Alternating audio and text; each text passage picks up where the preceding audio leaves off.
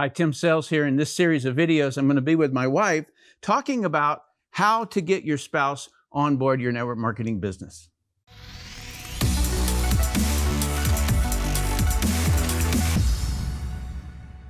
All right, this is going to be a lot of fun. One, because you guys get to meet the queen of all my dreams, as I've always called her.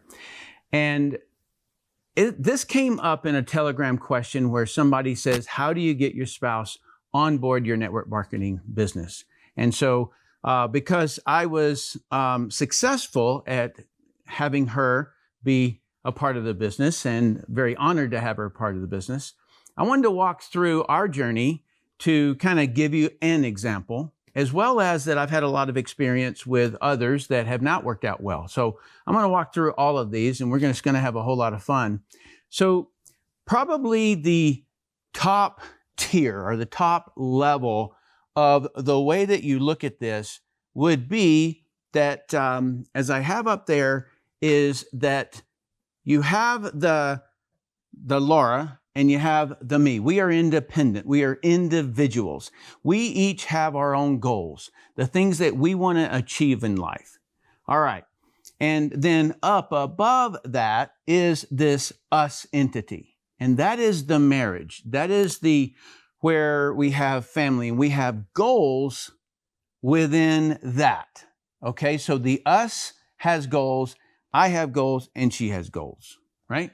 So that's the way that in the very, very beginning we structured it, and it has worked out really, really well. Totally. Yeah, I think it's really important for people to understand that when you are in a marriage, that there's those three separate parts, right? Because you, like you said, you've got your personal goals, the things that you want to achieve for yourself, and your spouse is going to have goals that they want to achieve, maybe on their own. And then when you come together in a marriage, now there's new goals, right? It's the goals of what you guys are going to achieve together. So there's three separate things going on, and you really need to be able to recognize that that's occurring in a marriage so that you can work towards reaching not only your individual goals, what you want for yourself, but so that you can reach the goals that you've set out for your marriage. So I remember this one time where, like Laura wants to go and do yoga or something like that. And she was almost like apologizing or something like that. And I said, no. You go to yoga. I want you to win. Really and truly, I want you to win in her goals. And it was probably kind of a new concept. But she does the same for me. If I want to go shooting guns, well, heck, she'd say, let's go, and so, but anything that I want to do, she supports my goals and I support her goals. And then we have the us entity. And so then that would be family stuff. So we're going out to dinner, we're going to movies, we're going camping, we're going, to the kids' soccers or jiu-jitsu games or basketball games or whatever it is. So we're doing all of these things. So I just wanted to give you examples of those. Now that you've seen that, I have not ever seen it not work. Okay, so you can kind of tell when there's a struggle in a relationship where it's my goals versus your goals. You got a little bit of time and I got a little bit of time, but I didn't get as much time as you got. Now we've got this competition that's going on. Okay, so that's what you're not wanting to have. You want to make sure that you have your spouse that achieves her goals or his goals, and likewise. And also, I would add to that, make sure that you guys get together and you discuss what your individual goals are, right? If he doesn't know that I have a goal, let's take yoga, for instance, that I want to be lean and flexible and feel good and just have that strength that comes from going to yoga. If he doesn't understand that and he thinks I'm just going to yoga, with the girls every day of the week, he might not view it as I'm doing something that's moving me towards a goal that I really want. So just make sure that you communicate with your spouse and that you guys go over what your individual goals are, as well as come up with what your goals are as a couple. Good. All righty. So the other thing is that whatever support that your spouse gives you in your network marketing business, just be gracious. Okay? You can't require it, because if you've seen it first, let's say that I saw the business first, and then I get a goal, and I start seeing a vision of how this is going to really get me out of my job and things like that, then it's mine to begin with. It's best if you start early and get your spouse on board and have he look at it at the same time, so that you're making the decision together. You're creating the vision together. But if you did it first and then you bring it to your spouse, and you are already, let's say that, I don't know, if you had this space like this, right? And so this is the vision, and you are this far down that vision journey, and you're already into the compensation plan, and you're talking to your wife about how incredible this compensation plan is. Well, you left her with the initial part where she's trying to see how she could do it or he could do it. And so you gapped a big portion of your belief cycle going in. And so be aware of that. Really, really be aware of that. And so anything that your spouse supports you on, just be gracious and don't require it though. Right. So, anything guide on that one? No, I think everything you said on that one was great. I just think that, when you have your spouse and maybe they're not quite supporting you, because like you said, they're not there yet, right? They haven't gone along that journey with you in realizing why you want to do this. But I just always go back to communication, and always go back to making sure that you make this known that this is a goal that you have for the family, for your marriage unit, for yourself, and just stay communicating with your spouse. And I think that the journey of bringing them on board will always be easier when you're open and you're communicating well with each other. Because that's what you and I have done really well throughout the years, is we just always communicate, and we just are able to support each other because we know what each other really wants. It is the key. The communication is the key. And so if I let her know, then I'm communicating. If I'm afraid that she might have a reaction, then I'm going to retain it. I'm going to hold it in. And that's where problems begin, right? So she has to be willing to accept communication, and I have to be willing to communicate. You know what I mean? Like, that's the way it's got to be, and it doesn't work any other way, right? I think it's a train wreck. Okay, so kind of in a different way of thinking of it, there's 3 different categories, all right? So that you might be looking for. Number 1 is, will you work the business with me? Number 2 would be, would you support me? And then number 3 is, are you going to try to stop me?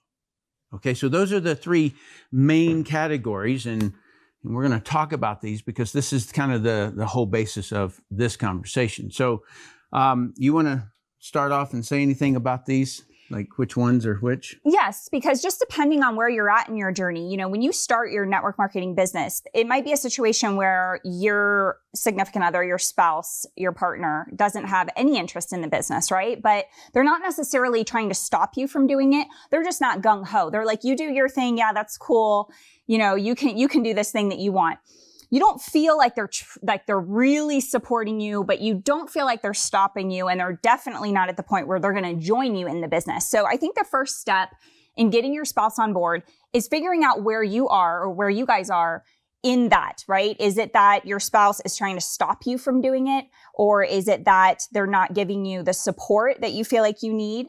Or is it that you want them to actually join you in the business and they don't have any interest? So definitely figure out where you're at in the journey of getting your spouse on board. And then once you figure that out, you can go from there. And just communicate, just ask. So where are you with this? What do you think of this? Okay. And when you ask that question, don't get upset if they tell you the truth. All right, like you want them to tell you the truth, actually, because exactly. You don't want to try to handle something that they're not telling you, right? Yeah. Maybe they say, well, they give you some fake answer, and so you think that's the reason that they're not into it, but really it's something totally different, and then you can't handle that objection because you don't know what the real objection is. So definitely find out the truth of where they're at with it. Yeah, So the support me is the greatest thing, right? Like, so as I said before, if they're not trying to stop you, everything is good. All right. That's really it. And so if they just kind of they tune out when you start talking about it, like you're excited about it. Well, you would like to have some, it would be kind of like, I mean, there's not a lot of things that you and I don't do together. And so if I'm talking about my workout, she's totally on board because we work out together. If I'm talking about maybe like I went down and did a long range shooter's course or something like that. Okay, so she wasn't there, but she was really excited for me because of that thing we showed you about the goal. All right, so she's excited that I'm achieving my goals because she wants me to win. All right. So if you can set the relationship up like that or get it to that, then a lot of this stuff breaks away. All right. So if the person is supporting you in any way, that's really all you need. Just picture it as your goal. And then maybe down the line, he or she is going to shift. They're going to begin to step in just a little bit. Right. And so that's the greatest thing. So if you get them not blocking you or trying to stop you, all's good. Then the next part would be working with me. And that is what I've seen is this gradient gain. It's not a straight up, I've now got a business partner. It's just a step, right? And so that was a lot of our journey, mainly because she was being mom, right? And so that was the main thing that was going on. But then once the kids got up and around and rowdy and, running around, going to school and stuff like that, then she had some time. And so then she began to work her way into it. And we're going to walk through that over the next couple of series. And it is important to understand that it can be a journey. It doesn't happen overnight. It can be baby steps towards the ultimate goal of whatever it is that you're wanting your spouse, how you want them to be on board with your business. It was definitely a journey for us. And it started out with me totally supporting Tim. And as we'll share with you over the next couple videos, you'll see the journey that progressed into us fully working together and being completely on board and kind of how we did that and how we navigated all of the different things that happen when you're trying to get somebody else to do what you want to do, right? Yeah. So there's last thing I want to talk about is this one's a tough one because it is when you have a spouse that wants to block you. Okay. So in a later series, I'm going to talk about objection handling and how do you help a person over hurdles or bugs or anything that however you want to view an objection. But sometimes, like I remember I had a girlfriend and she told me, she says, I've just like really, really started liking you. And do you really think you need to ride a motorcycle? Because, like you could get killed like at any moment, and well, the stuff that I was doing, defusing bombs and jumping out of airplanes and all that kind of stuff, right? I was always in danger's way, if you will. And, but riding motorcycles was kind of a way I unwind. Even if it's at 120 miles an hour, that's how I unwind. And so she began to, for my own good, convince me that I didn't need a motorcycle. And then something else, and then something else. And pretty soon, all of my identity of the things that I love to do had been stripped. And so later, obviously that didn't work out. And so later I realized that there's this sometimes a sneaky approach that a person is coming in and saying for your own good and for your own good. But actually they're trying to control what you do. And so that is where you're going to have a hard time. You're going to find yourself constantly kind of like just how a car beside you just kind of merges over and you're forced to back up, right? That kind of stuff happens and it begins to be control. And so it's, in my experience, it's far better for you to hold your ground because this is your life and you have things you want and what that has to do also is that you have to allow that person. So as long as her goal isn't conflicting with us and me, then I'm all for it. And so that's the way we kind of created our relationship to be, this is where we're heading, right? As us, and what she wants to achieve on her own and what I want to achieve on my own. And they were very in alignment, right?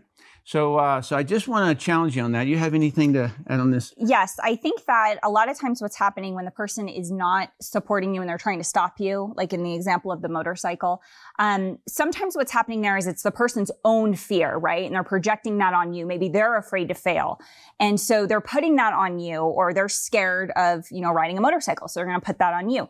And it's not impossible to handle that situation. You just have to show them how what you're doing is, how is it going to help them? How is what you're doing going to assist them in maybe their goals, And so I think a lot of times when that's happening, when the trying to stop or trying to cut down or trying to keep you or control you, as you called it, a lot of times that's coming from a place of fear. And if you can just talk to that person and maybe show them how what you're doing in your business isn't a scary thing, then they're going to become more accepting of you and stop trying to stop you so much. Again, it just comes back to communication. And throughout the next couple of videos, we're going to give you some different ways and tips and ideas on how to get through all of that.